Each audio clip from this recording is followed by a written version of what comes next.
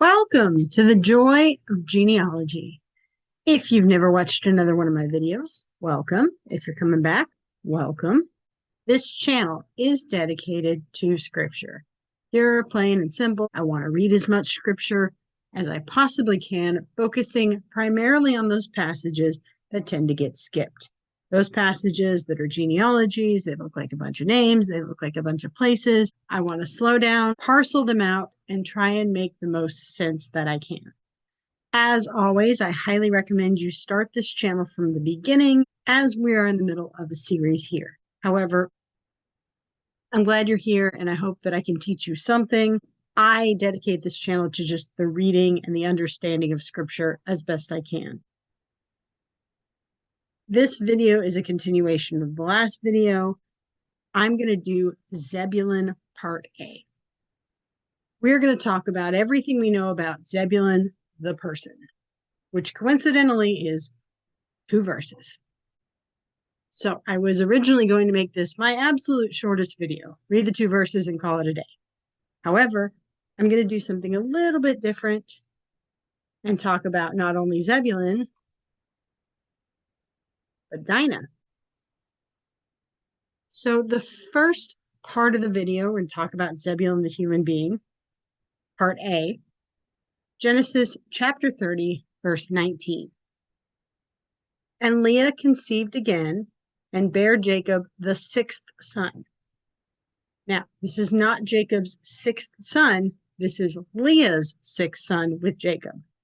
So as I've said before, we're going to go backwards. I've talked about Joseph, who's technically not the youngest, Benjamin, who is the youngest, and right behind them is Zebulun, which would make him 10 out of 12, but he's 6 out of 6 for Leah. Hopefully that makes sense. Verse 20, and Leah said, God hath endued me with a good dowry, and now will my husband dwell with me, because I have borne him 6 sons. And she called his name Zebulun.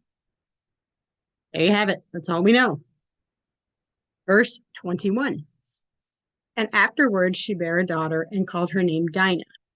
I've heard it pronounced Dina. I've heard it pronounced Dinah. I'm going to stick with Dinah.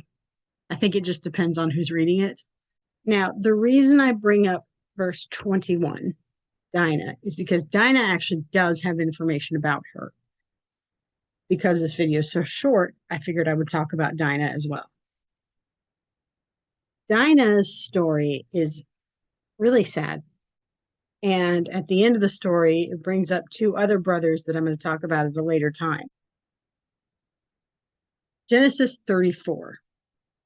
And Dinah, the daughter of Leah, which she bare unto Jacob, went out to see the daughters of the land.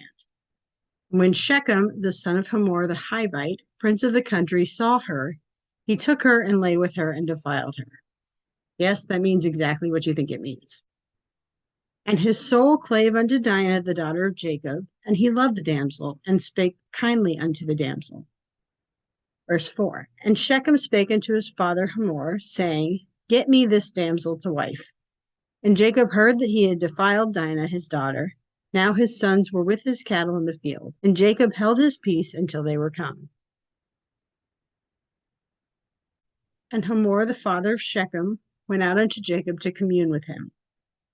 And the sons of Jacob came out of the field when they heard it, and the men were grieved, and they were very wroth, because he had wrought folly in Israel and lying with Jacob's daughter, which thing ought not to be done. And Hamor communed with them, saying, The soul of my son Shechem longeth for your daughter. I pray you give her him to wife. And make ye marriages with us, and give your daughters unto us, and take our daughters unto you. Verse 10, and ye shall dwell with us, and the land shall be before you. Dwell and trade ye therein, and get you possessions therein. Verse 11, and Shechem said unto his father and unto her brethren, Let me find grace in your eyes, and what ye shall say unto me I will give. Ask me never so much dowry and gift, and I will give according as ye shall say unto me. But give me the damsel to wife.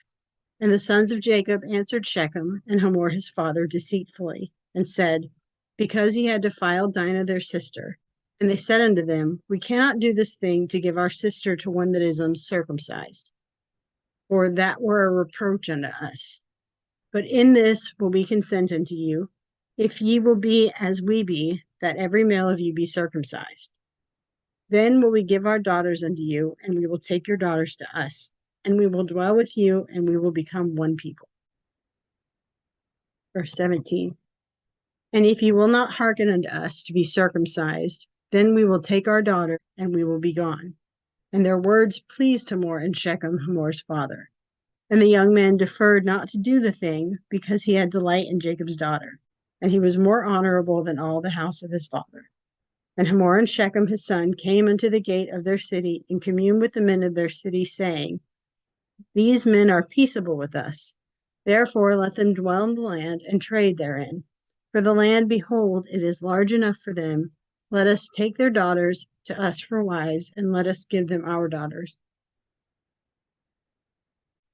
Only herein will the men consent unto us for to dwell with us, to be one people, if every male among us be circumcised as they are circumcised. Shall not their cattle and their substance and every beast of theirs be ours? Only let us consent unto them, and they will dwell with us. And unto Hamor and unto Shechem his son hearkened all that went out of the gate of his city. Every male was circumcised, all that went out of the gate of his city. I'm going to finish this story, but you're going to see it has to do with Simeon and Levi, and I'm going to make reference to them at a later time as well. For the sake of being thorough with Dinah, I'm going to finish out this chapter, but just keep in mind Simeon and Levi are in this chapter, and when we talk about the person of Simeon and the person of Levi, this is going to be an important story.